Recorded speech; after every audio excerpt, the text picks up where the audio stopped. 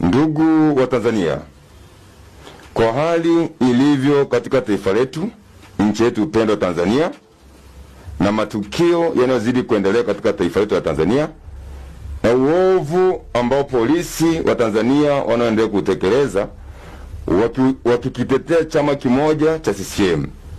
Hivyo basi, tukikumbuka ndugu zetu waliouawa tarehe 29 mwezi wa 10 mwaka wa 2025, tumeshindwa kulala na tumeshikwa na msongo wa mawazo. Hali hii imezidi kuwa kidonda ndugu katika taifa letu la Tanzania au katika moyo wa Tanzania. Hivyo basi, tumeamua tutengeneze kikundi cha uasi ambacho kitakuwa ni kikundi cha kutetea wananchi wa Tanzania. Tumeamua tujitokeze wazi bila uoga, bila kuwa waoga kwa lolote lile, kwa sababu tumevumilia kwa muda kuona kwamba serikali hii haramu itajirekebisha au itajiita mkutano na kutaka kujua wananchi wanadai nini.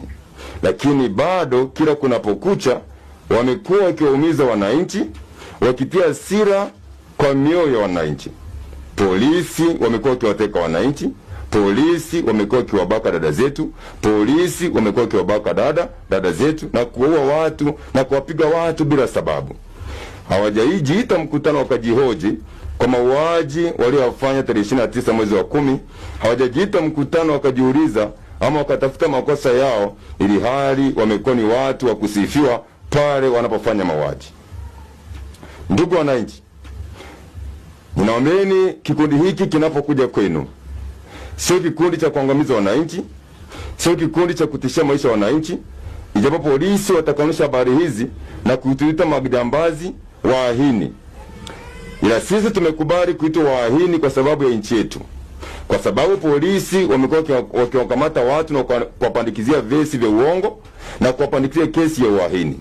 Basi neno uahini limekuwa neno la kawaida kwa jeshi la polisi. Tunachojua kwamba muahini ni mtu ambaye ameamua kuipindua serikali ama kumtoa rais madarakani. Ila sisi ambao tunaitwa waahini, tunapopinga uovu tunaitwa waahini, tunapandikishwa kesi za uongo. Basi tumeamua tujitokeze hadharani ili tuwe waahini kamili.